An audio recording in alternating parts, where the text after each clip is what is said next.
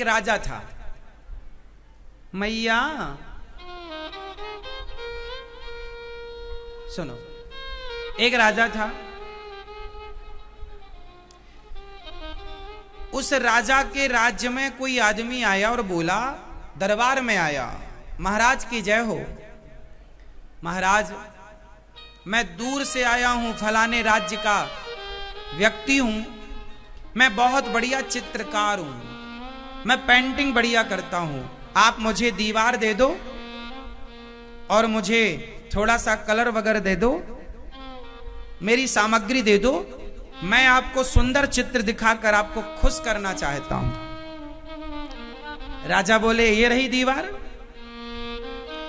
उस चित्रकार ने कहा, महाराज मेरे जैसी चित्रकारी इस संसार में कोई नहीं कर सकता, मैं इतना बढ़िया चित्रकार हूं। जब मैं चित्र बनाता हूं तो वो चित्र ऐसे होते हैं मानो प्रत्यक्ष हो, बिल्कुल साक्षात हो, ऐसे मैं बनाता हूं। राजा बोले, अच्छा तुम्हारी कला को मैं प्रणाम करूंगा, पहले दिखाओ।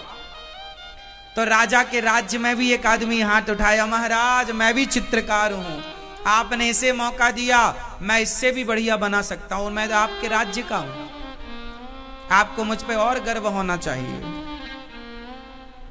राजा बोला, कभी तुम दिखे नहीं हमें? महाराज हमने जरूरत नहीं समझी, आज इन्होंने कहा कि मैं सबसे बढ़िया चित्रकार हूं, मैं सबसे बढ़िया पेंटिंग करता हूं, तो मुझे लगा कि मैं थोड़ा सा दिखा दूं। राजा ने दोनों को आमने सामने की दीवार दे दी। इस तरफ की दीवार जो दूसरे राज्य का था उसे कलर वलर सब दे दिया, और उसके दीवार के ठीक सामने वाली दीवार अपने राज्य के व्यक्ति को दे दिया, तुम इसमें बनाओ।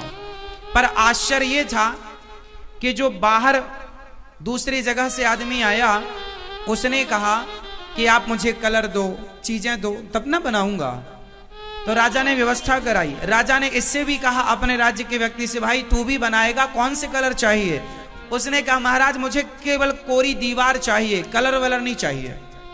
अरे राजा बड़ा आश्चर्य, बिना कलर के तू कैसे पेंटिंग बनाएगा, चित्र बनाएगा? भाई नहीं महाराज मैं बनाऊंगा, कोई कलर नहीं, कोई सामग्री नहीं। अब वो आदमी, दोनों के पर्दे बंद, बोले महाराज कोई देखे ना, जब तक फाइनल पेंटिंग तैयार ना होगी तब तक कोई देखेगा नहीं। दोनों की दीवार में पर्दा लगाया गया, अंदर दोनों घुस गए, अपना काम चालू किया। वो जो दूर देश से आदमी आया वो अपना पेंटिंग बना रहा था, और ये सामने पता नहीं क्या कर रहा। राजा बड़ा आश्चर्य, इसने तो कलर भी नहीं लिए, इसने तो कोई सामग्री भी नहीं ली, अब ये चित्र बनाएगा कैसे? कोई बात नहीं, 15 दिन बीत गए। 15 दिन बाद आज 16वें दिन पर्दा खोलने का नंबर था।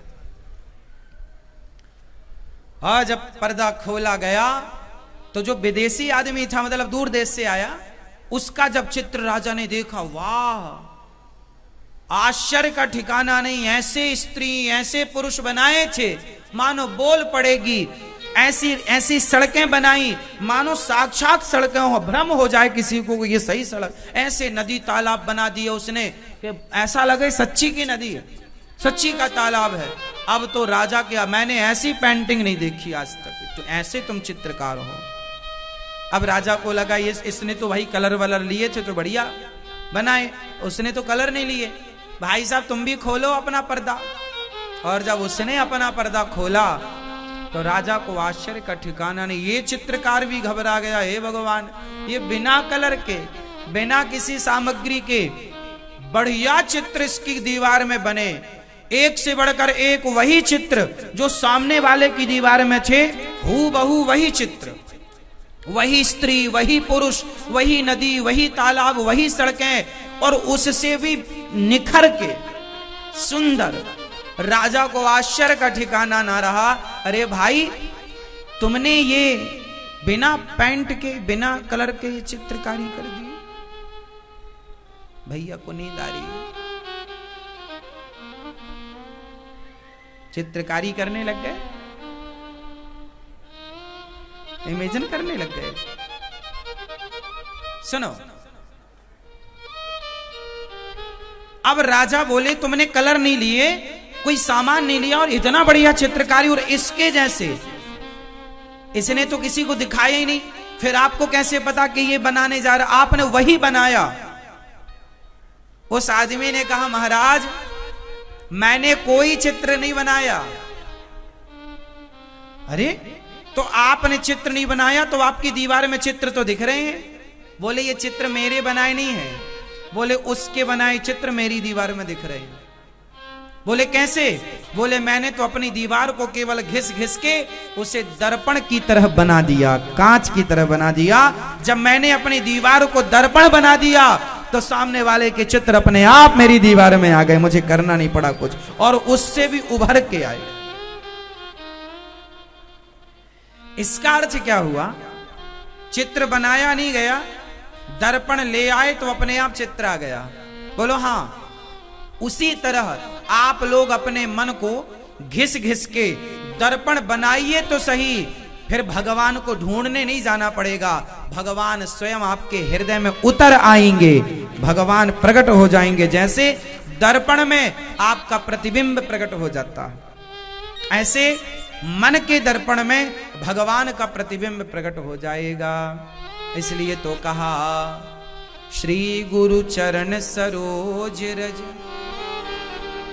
निज मन। ये मुकुर क्या है? मुकुर मतलब क्या? निज मन मुकुर सुधार। ये मुकुर क्या है? आप लोगों को किस किस को याद है ये दोहा? श्री गुरु चरण सरोज रज निज मन मुकुर। ये मुकुर क्या है? सबको याद है? क्या है ये मुकुर? याद है, अर्थ नहीं जानते। मुकुर मतलब मिरर। मिरर मीन्स दर्पण। मुकुर कहते हैं दर्पण को। मुकुर मीन्स संस्कृत में मिरर। मिरर से मुकुर, दर्पण, शीशा। तो श्री गुरु चरण सरोज रज निज मन मुकुर। मन के मुकुर, मन के दर्पण में गुरु के चरणों की रज लगा करके पहले के जमाने में लोग चीजों को राख से, धूल से साफ करते थे। हाँ या ना? दर्पण को धूल से साफ करेंगे तो बढ़िया साफ हो जाएगा। हाँ या ना? बिल्कुल सुंदर सी बालू हो, धूल बिल्कुल बारीक। तो गुरु जी के चरणों की जो धूल है, उस धूल से अपने मन के मलिनता को धुल लो।